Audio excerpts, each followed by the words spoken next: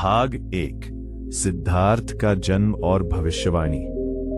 बहुत समय पहले भारत भूमि पर हिमालय की तराई के पास एक सुंदर राज्य था, कपिलवस्तु। वहां शाक्य वंश के राजा शुद्धोधन राज्य करते थे। उनका महल सोने चांदी से चमकता था, प्रजा सुखी थी, खेत हरे भरे थे और नगर में समृद्धि की कोई कमी नहीं थी। फिर भी राजा के हृदय में एक खालीपन था। उनके पास सब कुछ था, पर संतान नहीं थी। रानी महामाया भी प्रतिदिन देवताओं से प्रार्थना करती, हे प्रभु, मुझे ऐसा पुत्र देना जो संसार में प्रकाश फैलाए। एक रात रानी महामाया ने अद्भुत स्वप्न देखा। उन्होंने देखा कि आकाश से एक सफेद हाथी उतरा। उसके 6 दांत थे और वो कमल का फूल लिए उनके समीप आया। वो प्रकाश की किरण बनकर उनके गर्भ में समा गया। सुबह जब रानी ने यह स्वप्न राजा को बताया, तब राजमहल के विद्वान, ज्योतिषियों और ऋषियों को बुलाया गया। सभी ने कहा, राजन, यह साधारण स्वप्न नहीं है। आपके यहाँ एक महान आत्मा जन्म लेने वाली है। वो या तो चक्रवर्ती सम्राट बनेगा या संसार का महान संत। कुछ महीनों बाद रानी अपने मायके जा रही थी।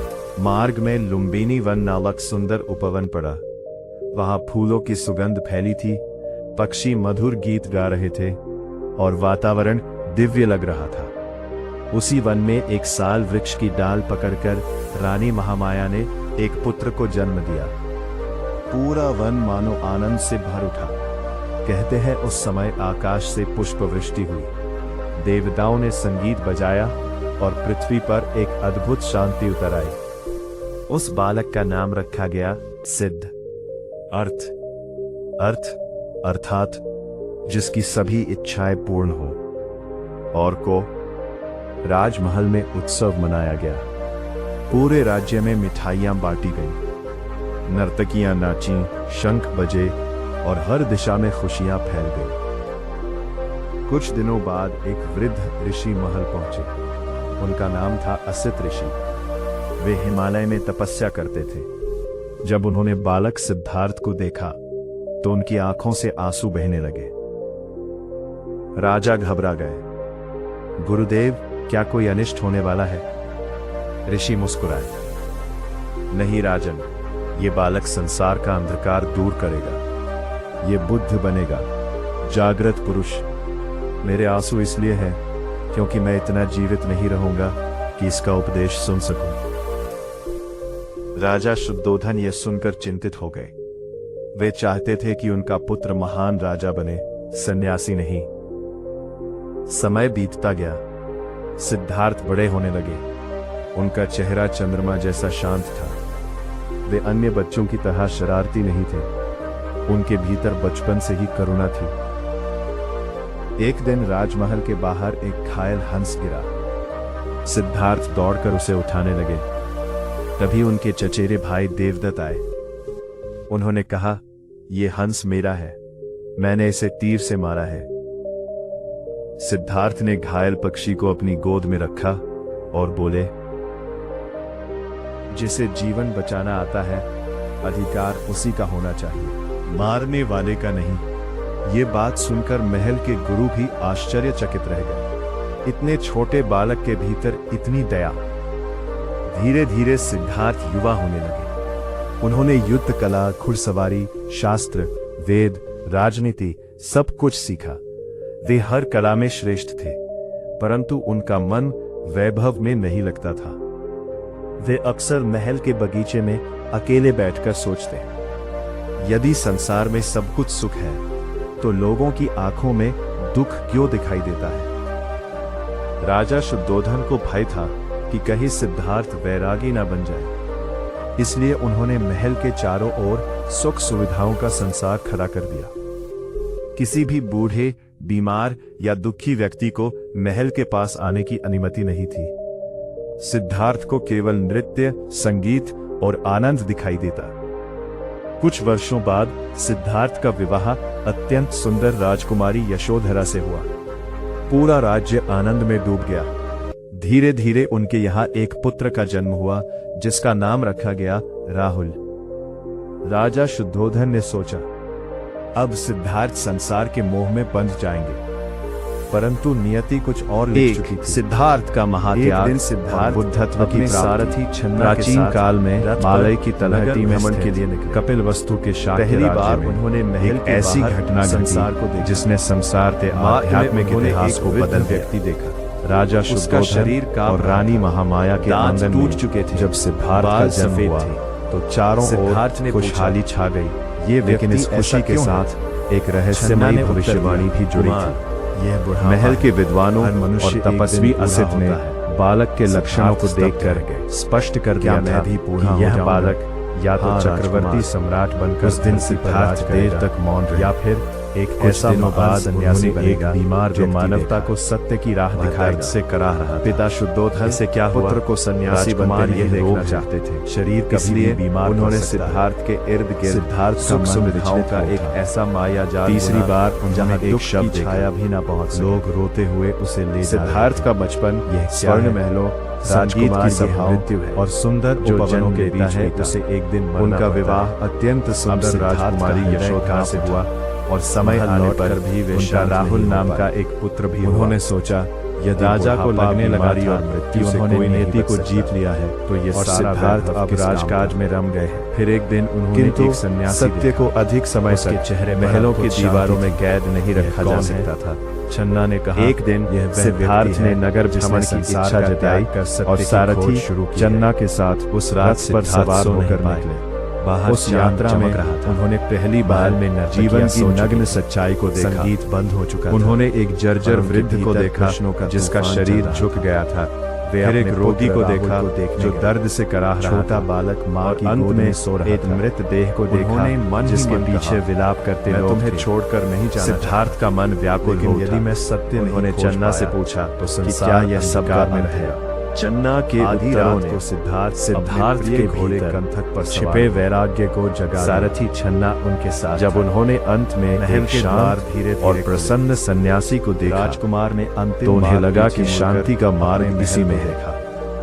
फिर वे अंधेरी रात में आगे बढ़ गए। जब पूरी दुनिया सो रही थी, एक राजकुमार सिद्धार्थ ने अपनी सोती हुई पत्नी और पुत्र को अंतिम बार देखा। अगले भाग और महलों के ऐश्वर्य को लात मारकर सत्य की खोज में निकल पड़े और बुद्ध बनने की कथा। उन्होंने अपने राजसी वस्त्र त्याग दिए। अगले भाग में और एक साधारण कठिन तपस्या, जंगलों की खोज छानने और बुद्ध बनने की कथा। वर्षों तक उन्होंने कठोर तप किया, दोनों भागों में, यहाँ तक कि उनका शरीर हड्डियों का ढांचा बन गया की कथा। लेकिन उन्हें सत्य नहीं मिला अपना है। अंत में उन्हें बोध हुआ अगले भाग शरीर को अत्यधिक कष्ट देना भी व्यर्थ है। ज्ञान की दया में और एक पीपल के वृक्ष के नीचे ध्यान मग्न होकर उन्होंने संकल्प लिया कि जब तक ज्ञान नहीं मिलेगा वे यहाँ से नहीं उठेंगे। अब मैं वैशाख पूर्णिमा की उस दिव्य रात को मैं केवल के भीतर का अंधकार मिट गया और वे सिद्धार्थ से कंठक घोड़ा भी मानो अपने स्वामी से बिछड़ने का दुख धर्म का चक्र था और महापरिनिर्वाण का जब छन्ना ज्ञान की प्राप्ति के बाद बुद्ध के सामने सबसे बड़ी चुनौती यह थी। अब वे इस सूक्ष्म और गहरे सत्य जंगलों साधारण जनता तक कैसे की यात्रा शुरू की। उन्होंने सारनाथ की ओर प्रस्थान किया जहां उन्हें अपने वे 5 पुराने साथी योग सिखाता जिन्होंने उन्हें तपस्या छोड़ते समय त्याग दिया था। सिद्धार्थ बुद्ध ने वहां अपना पहला प्रवचन दिया जिसे एक धर्म चक्र प्रवर्तन कहा जाता है। वहां उन्होंने समझाया कि संसार कुछ दुखों से भरा है, कुशल हो गए, लेकिन इन दुखों का कारण हमारी अंतहीन इच्छाएं और तृष्णा समान हो चुके हो। उन्होंने मध्यम मार्ग का उपदेश दिया, ना तो जीवन को भोग विलास में डुबोना सही है और ना ही शरीर को व्यर्थ का कष्ट। प्रश्न अब भी बाकी है। उनकी वाणी में ऐसी करुणा और तर्क था वहाँ और भी कठिन साधनाएं सिखाई जाती। बुद्ध ने किसी नए धर्म की सिद्धार्थ ने बल्कि धम्म यानी जीवन जीने की अंतिम पद्धति की बात की। उन्होंने सोचा और जाति पाति के भेदभाव को नकारते हुए सभी के लिए संघ के द्वार खोल दिए। तब उन्होंने कठोर तपस्या आरंभ कर आम घने जंगलों में रहने हर कोई उनका कई दिनों तक भोजन नहीं। बुद्ध का जीवन करुणा की एक दाना चावल बन गया। जब वे अंगुलीमाल जैसे खूंखार डाकू के सामने सूखने लगा तो डाकू ने उन्हें डराने की कोशिश, चेहरा अंदर, लेकिन बुद्ध की स्थिर आंखों के साथ और शांत शब्दों ने उसके भीतर के राक्षस को सिद्धार्थ को देखकर अंगुलीमाल ने तलवार फेंक दी। इतनी कठिन तपस्या कोई नहीं कर सकता। इसी तरह सिद्धार्थ आनंद उनके प्रिय शिष्य बने, जिन्होंने बुद्ध की शिक्षाओं को सहेज कर रखा। कभी बुद्ध ने 45 वर्षों तक बैठे रहे, निरंतर पैदल 6 वर्ष बीत गए और लोगों को मानसिक शांति इतनी कमजोर का पाठ पढ़ा कि वे चलते चलते अंत में 80 वर्ष की आयु लगा कि जब वे कुशीनगर पहुंचे तो उनका शरीर शिथिल हो चुका। एक विचार, उन्होंने अपने शिष्यों को अंतिम बार एकत्रित किया जाए तो आनंद रो रहे थे, लेकिन बुद्ध ने मुस्कुराते हुए कहा कि शोक ना करो, क्योंकि परिवर्तन ही संसार का नियम है। उन्हें समझ आया कि अंतिम संदेश सुख भी गलत है। अप दीपो भव, अर्थात स्वयं अपना दीपक का मार्ग, किसी के पीछे मत चलो, बल्कि समय पास की रोशनी को जगाओ की सुजाता। इसी के साथ उन्होंने ध्यान की गहराई में उतरकर अत्यंत महापरिनिर्वाण प्राप्त किया। उसे लगा भले ही शरीर से चले गए हो, लेकिन उनकी शिक्षाएं कराई आज भी संसार को अंधकार से स्वामी प्रकाश की ओर ले जाने वाला करे। सबसे बड़ा पहले तो सिद्धार्थ मौन रहे। बुद्ध की यह कहानी केवल एक व्यक्ति की जीवन कई वर्षों बाद, बल्कि ये हर उस इंसान की यात्रा है शरीर में थोड़ी अज्ञानता की नींद से जागकर, लेकिन उनके साथ रहने वाले ना तपस्वी बुद्ध की गाथा का अगला विस्तार। उन्होंने के जीवन की उन सूक्ष्म तपस्या छोड़ चुके, दार्शनिक संवादों, सत्य नहीं और मानवीय पहलुओं पर वे उन्हें छोड़कर चले, जिन्हें अक्सर संक्षिप्त सिद्धार्थ छोड़ दिया पहले से अधिक। यह खंड उनके बुद्ध की प्राप्ति के बाद के उन्हें समझ आ गया को दर्शाता है। केवल शरीर को समाज की जड़ों को ज्ञान आना शुरू किया था। एक शाम वे चलते चलते बोध गया पहुंचे। वहाँ एक विशाल पीपल का वृक्ष था, बल्कि वातावरण अत्यंत शांत के रूप में उभरे। पास में निरंजना नदी गया से शुरू होकर पूरे उत्तर भारत के नीचे बैठ गए। बुद्ध की सबसे बड़ी शक्ति उनकी तर्क शक्ति और करुणा का नहीं होगा। मैं यहाँ से एक समय की बात है जब समाज में बड़ी धीरे गहराने लगी और ऊंच नीच आकाश में तारे चमक रहे थे। बुद्ध ने इन मान्यताओं पर सीधा प्रहार न करके, लेकिन तभी लोगों के विवेक शक्तियां जाग उठी। जब वे किसी गांव से जाता है कि मायावी लोग उनके तेज को देखकर अपने विशाल दल के साथ आया। वे राजाओं के महलों में भी उसी सहजता से जाते थे जैसे किसी गरीब की भयंकर तूफान भेजे। उनकी इस यात्रा में एक अत्यंत तेज वर्षा तब आया जब वे वर्षों बाद अपने गृहनगर कपिलवस्तु वापस लौटे। पूरे नगारा ने डरावने राक्षस भेजे, राजकुमार से चिल्लाते हथियार, एक सन्यासी के रूप में बरसा है। उनके पिता राजा के ध्यान की शक्ति जो कभी उन्हें महलों में कैद रखना चाहते, उनके पास पहुंचते ही सारे अस्त्र एक फूल के रूप में देखकर स्तब्ध थे, मारा क्रोधित। लेकिन बुद्ध ने उन्हें सत्य का ऐसा उपदेश दिया कि राजा की अहंकार का मन भटक जाए और उन्होंने नृत्य करने लगे, धम्म का मार्ग पैदा कर लिया।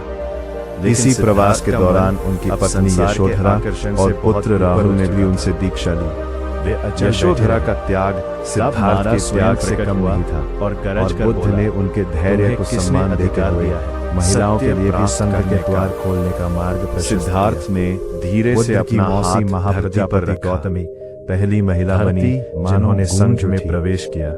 यह जो उस समय के समाज में स्त्रियों के लिए एक बहुत बड़ी वैचारिक मारा की सारी शक्ति नष्ट होने। बुद्ध के जीवन का एक और महत्वपूर्ण पहलू आकाश उनके विरोधियों के साथ उनका व्यवहार अंतिम पहर था। उनके चचेरे भाई देवदत्त ने ध्यान ईर्ष्यावश कई बार अचानक उनकी हत्या के प्रयास काश फूट पड़ा।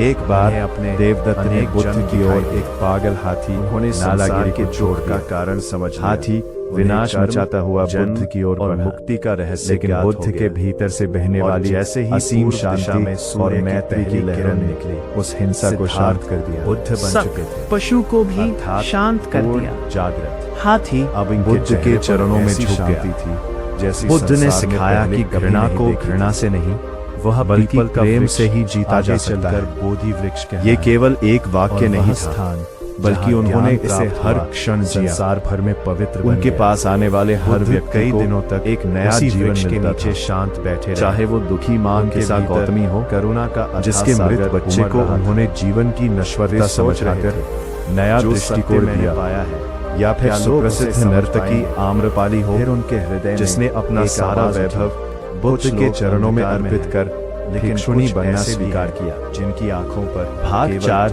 निर्वाण का दर्शन है और अंतिम यात्रा। बुद्ध का अंतिम समय उतना ही गरिमामय था संसार जितना को उनका दुख से जीवन मुक्ति का। उन्होंने मार्ग अपने जीवन बताएंगे। के 45 और वर्ष इसी के साथ धर्म की आरंभ सेवा हुई में अर्पित मानव किए। इतिहास की जब सबसे वे महान वैशाली से आध्यात्मिक कुशीनगर की यात्राओं ओर में से बढ़ रहे थे, तो वे अगले जानते भाग थे में कि अब इनका बुद्ध का शरीर पहला साथ उपदेश छोड़ रहा है। 4 आर्य सत्य उनके प्रिय और शिष्य धर्म चक्र आनंद प्रवर्तन बहुत की दुखी कथा। थे, लेकिन बुद्ध ने उन्हें समझाया कि शरीर तो केवल एक मिट्टी का पात्र है, असली बुद्ध उनकी शिक्षाओं धम्म में जीवित रहेंगे। कुशीनगर के पास चुंद नाम के एक लोहार के यहाँ भोजन करने के बाद उनकी तबीयत और बिगड़ गई, लेकिन फिर भी उन्होंने उस व्यक्ति को दोषी ना मानने की सलाह दी, बल्कि उसे धन्यवाद दिया कि उसका भोजन उनके परिनिर्वाण का निमित्त बना। अंतिम क्षणों में 2 शाल वृक्षों के बीच लेटे हुए बुद्ध ने अपने शिष्यों से पूछा कि क्या किसी के मन में कोई शंका शेष है। सभी मौन थे। तब उन्होंने अपने अंतिम शब्द कहे कि संसार की सभी संस्कृत वस्तुएं जो पैदा हुई हैं विनाशशील हैं, इसलिए प्रमाद रहित होकर अपनी मुक्ति के लिए निरंतर प्रयास करो। बुद्ध की मृत्यु एक शोक की घटना नहीं, बल्कि एक पूर्णता की प्राप्ति थी। उनके जाने के बाद उनकी शिक्षाओं को संकलित किया गया, जिन्हें त्रिपिटक कहा जाता है। बुद्ध ने ईश्वर या स्वर्ग की कल्पना के बजाय वर्तमान क्षण में जीवने और स्वयं के भीतर शांति खोजने पर बल दिया। उनका मार्ग न तो अत्यधिक भोग का था और न ही अत्यधिक वैराग्य का, बल्कि वह मध्यम निकाय यानी मध्यम मार्ग था। आज भी हजारों वर्षों बाद उनकी शांतिपूर्ण मुस्कान और उनका अपदीपो भाव का मंत्र दुनिया को युद्ध, अशांति और घृणा से उबरने की प्रेरणा देता है।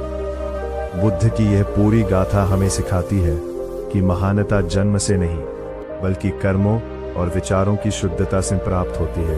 क्या आप बुद्ध के किसी विशेष उपदेश या उनके किसी शिष्य की कहानी के बारे में और गहराई से जानना चाहेंगे? बुद्ध की इस अनंत यात्रा का अगला चरण उनके सूक्ष्म दार्शनिक संवादों, संघ के भीतर के नियमों और उनके उन शिष्यों की कहानियों पर आधारित है, जिन्होंने बौद्ध धर्म को एक वैश्विक पहचान दिलाने की नींव रखी। भाग 5, संघ का अनुशासन और मानसिक परिवर्तन की कथाएं। बुद्धत्व की प्राप्ति और प्रारंभिक उपदेशों के बाद बुद्ध के पास अनुयायियों की संख्या हजारों में पहुंच गई थी। अब चुनौती केवल उपदेश देने की नहीं, बल्कि एक विशाल समुदाय को अनुशासित करने की थी। बुद्ध ने संघ की स्थापना की, जिसका अर्थ था एक ऐसा समुदाय जहां राजा और रंक, ब्राह्मण और शूद्र सभी अपनी पुरानी पहचान त्याग कर केवल भिक्षु कहलाते थे। बुद्ध ने नियम बनाया कि संघ में प्रवेश करते ही व्यक्ति की जाति वैसी ही लुप्त। यदि मन शुद्ध है तो सुख छाया की तरह पीछे चलता है, और यदि मन मैला है तो दुख वैसे ही पीछे आता है जैसे बैल के पीछे गाड़ी का पहिया। भाग 6, राजाओं का समर्पण और वैचारिक क्रांति। जैसे जैसे बुद्ध की ख्याति बढ़ी, उस समय के सबसे शक्तिशाली सम्राट उनके चरणों में आने लगे। मगध का राजा बिंबिसार बुद्ध का अनन्य भक्त बना और उसने वेणुवन नामक उद्यान बुद्ध और उनके संघ को दान में दिया। कौशल के राजा प्रसेनजित अक्सर बुद्ध के पास अपनी उलझनें लेकर आते थे। एक बार प्रसेनजित ने बुद्ध से पूछा कि आप इतने कम समय में इतने लोकप्रिय कैसे हो गए? बुद्ध ने उत्तर दिया कि जैसे एक छोटा सा दीपक भी घने अंधकार को मिटा देता है, वैसे ही सत्य की एक छोटी सी किरण भी सदियों पुराने अज्ञान को नष्ट कर देती है। बुद्ध ने उस समय प्रचलित कर्मकांडों और पशु बलि का कड़ा विरोध किया। उन्होंने तर्क दिया कि यदि किसी निर्दोष पशु की बलि देने से स्वर्ग मिलता है, तो मनुष्य को अपने प्रियजनों की बलि क्यों नहीं देनी चाहिए? उनके तर्कों ने पुरोहित वर्ग के भीतर खलबली मचा दी, लेकिन उनकी सत्यता को झुठलाना असंभव था। बुद्ध ने ब्राह्मणवाद के कर्मकांडों के स्थान पर शील, चरित्र, समाधि, ध्यान और प्रज्ञा बुद्धि को रखा। बुद्ध की शिक्षाओं का एक बड़ा हिस्सा विपश्यना ध्यान पद्धति पर आधारित था। उन्होंने सिखाया कि सांसों पर नियंत्रण और शरीर की संवेदनाओं का निरीक्षण करके ही व्यक्ति अपनी दबी हुई ग्रंथियों और मानसिक विकारों से मुक्त हो सकता है। बुद्ध केवल परलोक की बातें नहीं करते थे, वे यही लोक यानी इसी जन्म में, इसी शरीर में दुखों से मुक्ति की बात करते थे। उनकी अंतिम यात्रा की ओर बढ़ते हुए उन्होंने अपने शिष्यों को बार बार याद दिलाया कि वे किसी भी बात को केवल इसलिए ना माने क्योंकि बुद्ध ने उसे कहा है, बल्कि उसे अपने अनुभव की कसौटी पर कसे। बुद्ध की यही वैज्ञानिक सोच उन्हें अन्य सभी समकालीन विचारकों से अलग खड़ा करती है। बुद्ध की यही गाथा हमें निरंतर यह याद दिलाती है कि मनुष्य के भीतर ही वह शक्ति छिपी है जिससे वह संसार के सबसे बड़े दुखों पर विजय पा सकता है। क्या आप बुद्ध के अष्टांगिक मार्ग या उनके किसी और प्रसिद्ध शिष्य की विस्तार पूर्वक कहानी सुनना चाहेंगे?